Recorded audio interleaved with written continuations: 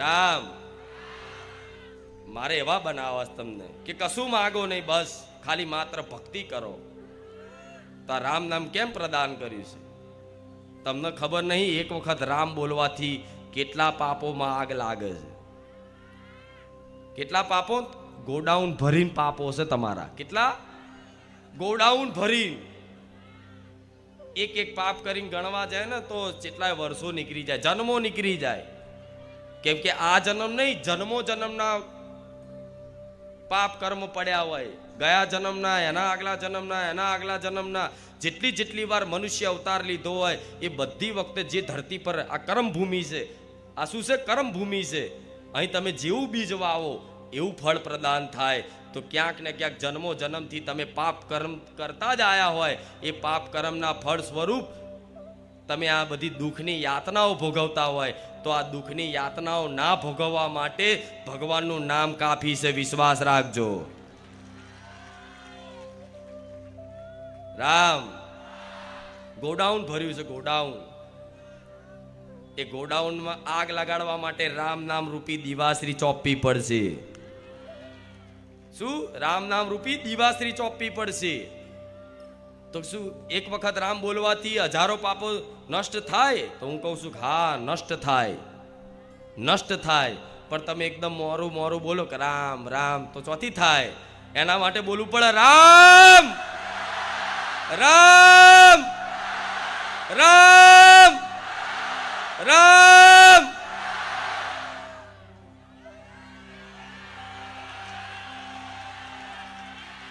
રામ આવી રીતના અભીથી બોલવું પડે. તો ભગવાનને લાગે કે મારા કોઈ ભક્ત મને યાદ કરે છે, મારું નામ લઈને મને યાદ કરે છે, પોકાર કરે છે. રામ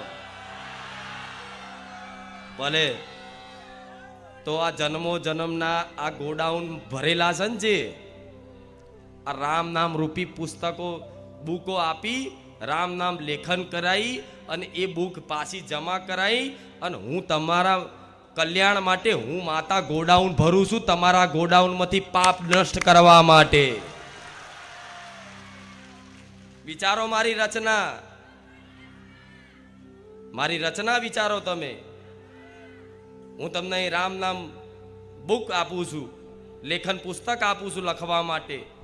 અને ભાવિક ભક્તો લખી લખી રામ રામ રામ રામ લખી લખી અને બારેજા ધામ પર જ જમા કરાવો. બારેજા ધામ બ્રાન્ચમાં જમા કરાવો છો ને, તો એ જમા કરાયેલી જે પુસ્તકો છે એનું હું શું કરું છું? હું ગોડાઉનમાં સાચવી રાખું છું. કેમ સાચવી રાખું છું? કે તમારું આ રામ નામ રૂપી આલેલું ધન, રામ નામ રૂપી આલેલું ધન હું માતા એવી રીત સાચવીને રાખું છું જાણે મારો પ્રાણ હોય, મારા જીવ હોય. કેમ? ગોડાઉન કેમ મેં ભર્યા છે? ગોડાઉન ભરાયું છે આખું. તો આ રામ નામનું ગોડાઉન કેમ ભરાયું છે? કેમ મેં માતાએ ભરાયું છે? એટલા માટે ભરાયું છે કે તમારા જન્મો જન્મના પાપ કર્મોના ગોડાઉન નષ્ટ કરી અને હું લઈ લઉં છું. હું લઈ લઉં છું બધું. કે લાવો રામનું નામ લઈ અને શુદ્ધ તમારા પાપોનો નાશ કરી અને શુદ્ધ પવિત્ર થઈ અને એ રામ નામ મને પ્રદાન કરી દો. લાવો હું ગોડાઉન ભરીશ, પણ તમારા ગોડાઉનમાં એક પાપ નહીં રહેવા દઉં. રામ. તો આ ભગવાનના નામના સહારે આ કાળા કળિયુગમાં જો જીવન જીવશો ને, હું એવું કહું છું બહુ આનંદ આવશે, બહુ અલૌકિક આનંદ આવશે. એની હજુ તમને કલ્પનાય નહીં, એની હજુ કલ્પનાય નહીં. તમને એવું કે મારી અંદરનો આનંદ નહીં જોતો, અમારે તો બહાર સંસારમાં અમારે બહુ દુઃખી છે, માં પૈસે ટકીએ, ઘર રહેવા નહીં, આ નહીં, શરીર બીમાર છે, આ નહીં, પેલું નહીં, બધું અલગ અલગ જાતની બધાની અરજીઓ. તો માતા કહીશ વિશ્વાસ રાખજો, આ રામ નામથી અંતર આત્માએ તે એકદમ શુદ્ધ થશે, અંદરે આનંદની અનુભૂતિ થશે અને બહારની પરિસ્થિતિ તમારી અનુકૂળ ના થઈ જાય. મને મેલડીને કહેજો કે અંદર અને બહાર બે પરિસ્થિતિ સુધરી જાય. જે રામ નામ રૂપી મણીને અહીં જીભે લાવી દે. તો તમે આમ રામ લખો ને તો એક વખત બોલવાનું કે રામ રામ.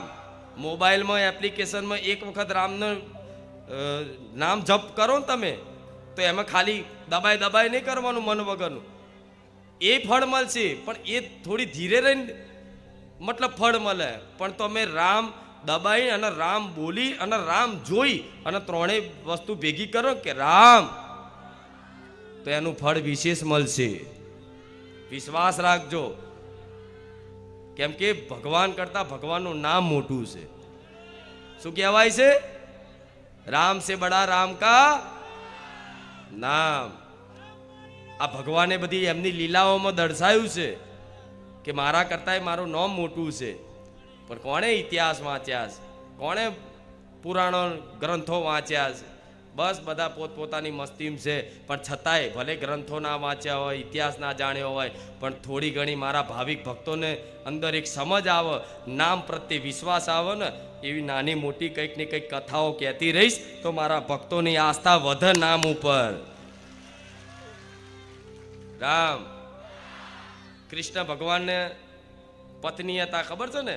એક રૂકમણી અને એક સત્યભામા. જાણો છો ને? કૃષ્ણની લીલા બધાને ખબર હશે, રામાયણે જોયું હશે.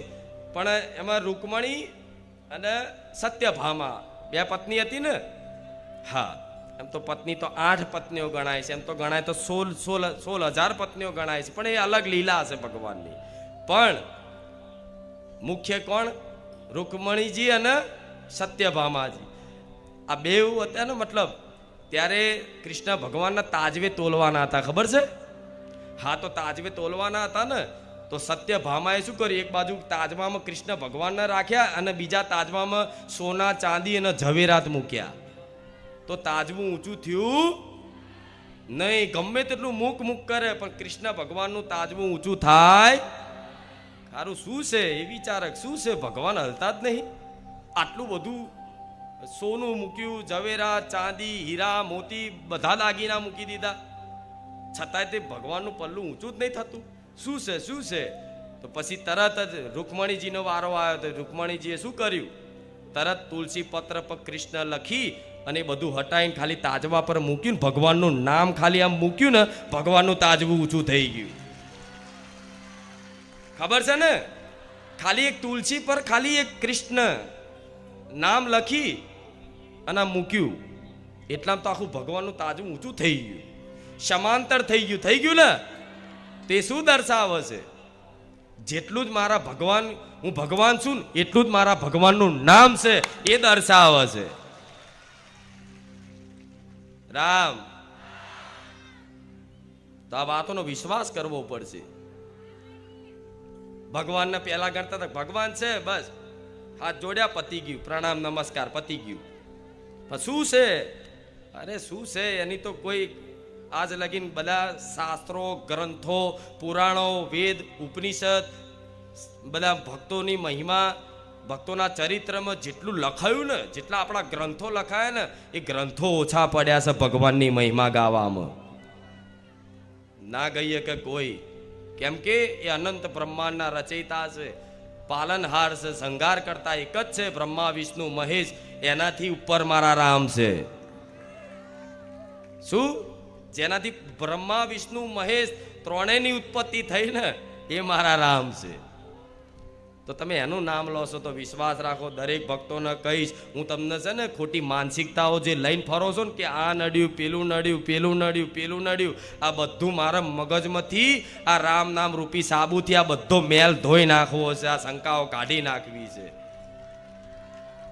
એટલા માટે હું તમારા કલ્યાણ માટે જ આ વાતો હું પ્રવચનમાં તમને વારંવાર કહું છું કે વિશ્વાસ રાખો. કેમ કે મારા ભગવાને મને માતાને કીધું છે કે તારા ભક્તોનો જો કલ્યાણ ઈચ્છતી હોય ને, તો કલ્યાણ ઈચ્છતી હોય તો એને ખાલી મારું નામ પ્રદાન કરી દે.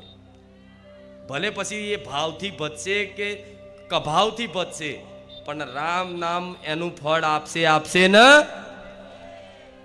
જેમ જમીનમાં બીજ, આ ઘઉં નાખે છે, બરોબર? ઘઉં નાખે છે જમીનમાં, તે જ્યારે નાખે દોણા, બરોબર, વાવા અત્તર, ત્યારે એક ઘઉં નાખે છે તો જોવા રહેશે કે ઊંધો છે કે સીધો છે? એ દાણો જમીનમાં જાય, ઊંધો હોય કે સીધો હોય, એ ફૂટી જ નીકળે. એવી રીતે મારા ભગવાનનું નામ છે. શું? એવી રીતે મારા રામનું નામ છે. તમે ભાવ વગરે તે કદાચ એમને એમ તે જપશો ને ઊંધું સીધું તો એ તો એનું ફળ હાલશે ને, એ ફૂટી નીકળશે ને, નીકળશે. આ વાતનો વિશ્વાસ રાખજો. વાલ્મીકી ઋષિ થઈ ગયા, ખબર છે ને? જેને ડાકુ રત્નાકર વાલ્યા લૂંટારા તરીકે ઓળખાતા હતા. ઊંધું નામ જપવા મરા કહેવામાં ભગવાનની મહિમા તો જો, ખાલી નામની મહિમા તો જુઓ. આખી રામાયણની ભગવાને હજુ ધરતી પર અવતાર નહીં લીધો ને એ પહેલા રામાયણ લખી દીધી હતી એ વાલ્મીકીજી છે. રામ. તો આ દરેક ભક્તોને કહીશ કે આ વાતનો વિશ્વાસ રાખો. તમે ભલે કુળદેવીને ઘેર માનતા હોય, એની પૂજા કરતા હોય, એની ઉપાસના કરતા હોય, પણ કુળદેવીને વાલો મારો રામ છે. કેમ કે જ્યારે માતાજી કોઈ પણ ભુવાને ધૂણવા આવો ને તારે એનું પ્રમાણ લેવા શું કહેવામાં આવે છે કે માતા રામ ભેગી થા. શું કહે છે?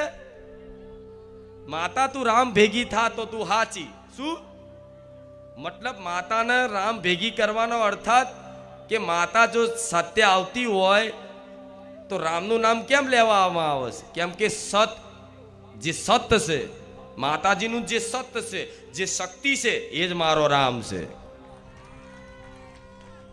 મતલબ સત લેવું, સત્ય પ્રમાણ લેવું. તો એને શું કે? માતા રામ ભેગી થાય તો હું માનું, એવું કે ને? તો કેમ કહેવામાં આવે છે? કેમ કે સત એ જ મારો રામ. તો મારું જે સત છે, તમારી કુળદેવીનું જે સત છે, આ બ્રહ્માંડના સમસ્ત દેવી દેવતાઓનું જેટલું બી સત છે એ જ મારા રામ ભગવાન છે. રામ. એટલા માટે હું વારંવાર કહું છું આ વાત. જો તમારા જીવનમાંથી બધા દુઃખ ના જતા રહે, બધા કાયમ માટે સુખી ઈચ્છો છો ને તો કાયમ માટે સુખી ના થઈ જાઓ મને કહેજો. કાયમ માટે સુખી થઈ જશો. પણ અત્યારે રામ રામ કરશો ને તો અત્યારે છો ને કોકને એવું થાય કે રામ રામ જપતા જપતા જપતા કોકનું એકદમ અચાનક બધું બદલાઈ જાય, સારું થઈ જાય. અને અમુકને એવું થાય કે રામ રામ રામ રામ ચાલુ કર્યું અને અચાનક બધી તકલીફો વધતી જાય, એવું લાગતું થઈ જાય. ઘણા એવા હશે કે મારી તારી વાતનો અમને વિશ્વાસ છે, પણ મારી અમે જ્યારથી આ રામ નામ ચાલુ કર્યું તારની અમને તકલીફો વધતી જાય છે એવું લાગે છે. ઘણા લોકોને થતું હશે. જો કે ભગવાનના નામથી કે તકલીફો વધે એવું ના હોય, પણ અત્યાર સુધીના જેટલા બી તમારા એ પાપ કર્મો પડ્યા હોય ને, એ ગોડાઉનમાં આગ લાગે ને તે એની જે અગ્નિનો તેજ હોય એની જલન તો થાય કે નહીં? એની જલન તો થાય કે નહીં? તે એ પાપોનો નાશ થતો હોય ને એટલે ભગવાન શું કરે? મુખ્ય પાપ જે તમારે વેઠવાના હોય ને એ જલ્દી થોડું દુઃખ આપી દે. પણ તમે રામ નામ ના છોડતા, વિશ્વાસ રાખજો મારી વાતનો. ભલે પહાડ તૂટી પડે, ગમે તે થાય, પણ રામ નામ ના છોડતા, વિશ્વાસ રાખજો. એ ગોડાઉનમાં આગ લાગતી હોય તો એની જલન તો મહેસૂસ થશે ને. એટલે મન નહીં લાગે, રામ નામ જપવામાં મન નહીં લાગે, કોઈ ગ્રંથ વાંચવામાં મન નહીં લાગે, રામાયણ જોવામાં મન નહીં લાગે. કેમ નહીં લાગે? કેમ કે ભગવાન ના નામની મહિમા એવી છે, ભગવાનની લીલાની મહિમા એવી છે કે આપે રૂપે જે શ્રવણ કરે ને, ભગવાનનું નામ જે મુખેથી લે અને કાનેથી શ્રવણ કરે ને, એના અંદરથી બેચેની પેદા થાય. એ બેચેની પેદા થતી હોય તો મોની લેજો તમારા કંઈક ના કંઈક એવા અંદર પાપો છે, એ પાપોમાં આગ લાગે છે, એટલે અંદરથી જલન મહેસૂસ થાય છે. થાય છે ને આવું? હા, ઘણા થતું હશે, મને ખબર છે. તમારા મનની વાતો હું જાણું છું. તો વિશ્વાસ રાખો. એ ધીરે ધીરે ચાલુ રાખ્યું ને પછી નિરંતર રામ રામ રામ રામ દિવસમાં સંખ્યા વધારતા જશો ને, આપે રૂપે ધીરે હું તો ધીરે નહીં ઈચ્છતી. મારા ભક્તો માટે તો હું બહુ જલ્દી ઈચ્છું છું, પણ છતાંય કહું છું ધીરે આપે રૂપે એ નામ એનું કામ કરશે. અને પાપોનો નાશ થઈ ગયો ને, અને અત્યારે હાલ જે તમે દુઃખ વેઠો છો તેનું કારણ છે પૂર્વનું કોઈ પાપ કર્મ અત્યારે એનું ફળ આપવા તૈયાર થઈ ગયું છે. અત્યારે તમે કહો તો કે માડી અમે તો રામ રામય કરીએ છીએ, પુંદાને કરીએ છીએ બધુંય, પણ માં દુઃખ દૂર થતા નહીં, જલ્દી દુઃખ દૂર થતા નહીં. માં શું છે અમારો ગુનો? માં અમને શું નડે છે? બધા હજારો પ્રશ્નો થતા હશે કે માં ખુખાર મેરડી તું હાજરા હજુર છું, છતાંય આવું કેમ થાય છે? થાય ને આવું? હાજરા હજુર છું મારી, તું મને વિશ્વાસ છે કે તું મારી બધી પ્રાર્થનાઓ સાંભળે છે, છતાંય માં તું તારા કીધા અનુસાર હું રામ નામય જપું છું, હું પુંદાને કરું છું, અને તે જે જીવનમાં શીખવાડ્યું ને એનું માં ધીરે ધીરે હું પાલન કરું છું, પણ માં દુઃખ ઓછા નહીં થતા. કેમ? અમારો શું કોઈ ગુનો છે, કોઈ અપરાધ છે, કે કોઈ વસ્તુ નડતર છે? આવો પ્રશ્ન થાય કે નહીં? તો કોઈ વસ્તુ નડતી નથી, પણ એ રામ નામ જપ કરવાથી જે પૂર્વનું અત્યારે જે ફલ આપવા તૈયાર થઈ ગયું છે ને, જે પાપ કર્મ એ અત્યારે તમને વેઠાવડાવે છે દુઃખની પરિસ્થિતિમાં, પણ અત્યારે હાલ જે તમે કરો છો ને પુનદાન, ભગવાનનું નામ જપ, એ આપે રૂપે આગળ જતા તમારું કલ્યાણ છે, તમે કાયમ માટે સુખી થવાના છો, વિશ્વાસ રાખજો. જે ફલ આપવા તૈયાર થઈ ગયું હોય એ તો ફલ મળશે જ ને. હા, શું ખોટું? એટલે તમારે આવી શંકા નહીં કરવી કે માડી અમે તો બધું કરીએ છીએ પણ દુઃખ દૂર નહીં થતા. શું નડે? શું નડે છે? એટલે કશું ના નડે, હું મેલડી બેઠી છું, કુખાર મેલડી બેઠી છું, આ નડવાય નહીં દો, વિશ્વાસ રાખજો. કોના પ્રતાપે બોલું છું? રામ પ્રતાપે. રામનો પ્રતાપ એવો છે, રામના નામનો પ્રતાપ એવો છે કે અંગદજી જ્યારે સંદેશો આપવા ગયા હતા ને, ખબર છે ને, લંકામાં રાવણને સંદેશો આપવા ગયા હતા કે ભગવાને સંદેશો આપ્યો છે કે સીતાજીને તું માન સન્માન પૂર્વક એમને પરત કરી દે, અને કરેલાનો પસ્તાવો કરી અને ભગવાનના શરણોમાં માફી માગી લે, ભગવાન તને માફ કરી દેશે. એ સંદેશો આપવા ગયા હતા ને અંગદજી. તારે રાવણ શું કહેતો? એને રાવણ અંગદજીને શું કે તારી હાઈટ એટલી નહીં અને તું આટલી બધી દાદાગીરી કરસ? હું રાવણ છું. એનો અહંકાર હતો કે હું રાવણ છું, કે હું રાવણ છું. મેં મારા બે હાથોથી આખો કૈલાસ પર્વત ઊંચો કરી લીધો છે, મેં કાળને બાંધી દીધો છે, મેં શનિદેવને બાંધી દીધા, ગ્રહો નક્ષત્રો મારા ખાટલે બાંધી રાખ્યા હતા. રાવણ એટલો શક્તિશાળી હતો. શું? રાવણે બધા ગ્રહો નક્ષત્રોને એના ખાટલે બાંધી રાખ્યા હતા, એટલો રાવણ શક્તિશાળી હતો. પણ એક ભગવાનનો ખાલી નાનો સેવક, નાનો દાસ, એ અંગદજી ખાલી રાવણની સભામાં જ્યાં અને કીધું ને કે રાવણ, આ તું સીતા માતાને પરત મોકલી દે, પરત કરી દે, કર્યાનો પસ્તાવો કરી દે અને માફી માગી લે.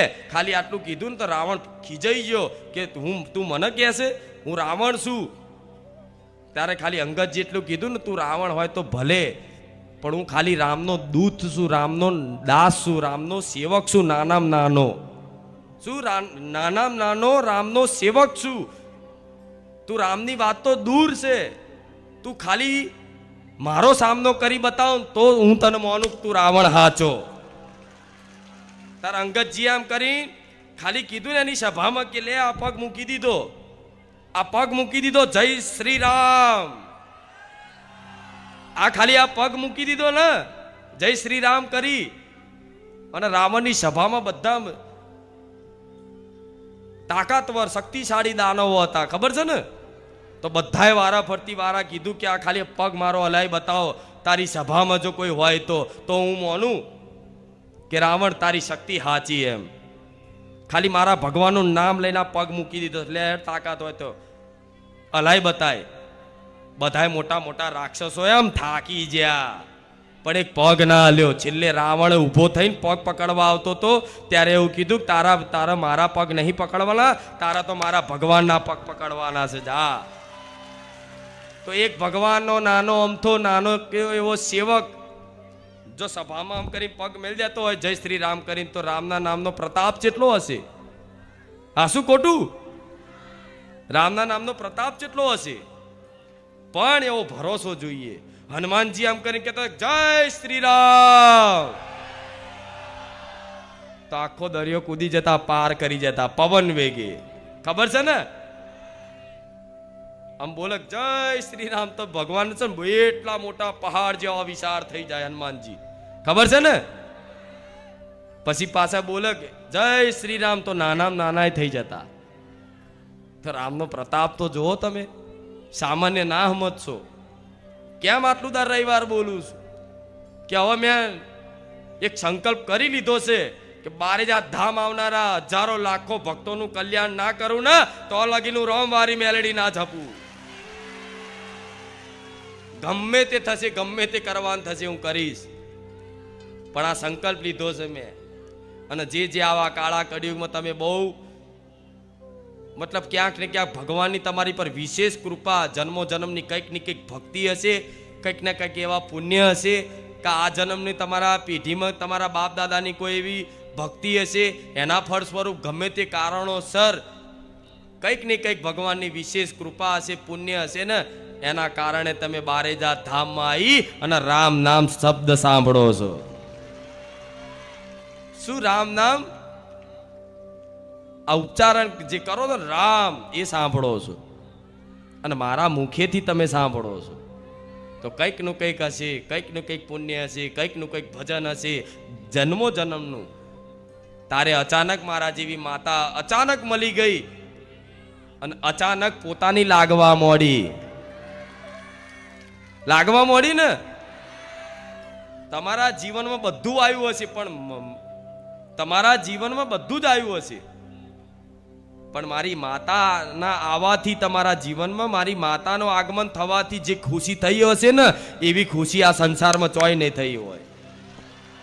નહીં થઈ ને? સાચું કહેજો. તમારા જીવનમાં બધા આયા હશે, પણ મારી માતાના આવવાથી જે ખુશી થઈ છે, આનંદ થયો છે, એવો નહીં આવ્યો હોય. કેમ? જન્મો જન્મથી કંઈક ને કંઈક ભગવાનની લીલા હોય. ભગવાનની લીલામાં આ જન્મમાં તે સોલંકી પેઢીને માધ્યમ રાખીને માતા મળી. હા, શું ખોટું? હા, તો વિશ્વાસ રાખવો પડશે. વિશ્વાસ રાખશો, આમાં મુખ્ય શું છે? વિશ્વાસ. બસ કે માતાજીએ કીધું છે તો માં અમને વિશ્વાસ થઈ જ જશે, અમને વિશ્વાસ છે. અને ના થાય ને તો વિચાર લેવાનું કે માં અમારા કોઈ પાપ કર્મ છે, એના ફળ સ્વરૂપ આ ભોગવવી છે. ભલે માં ભોગવી લઈશું, પણ તું કૃપા રાખજે, સહન શક્તિ આપજે, અમે ભોગવવા તૈયાર છે.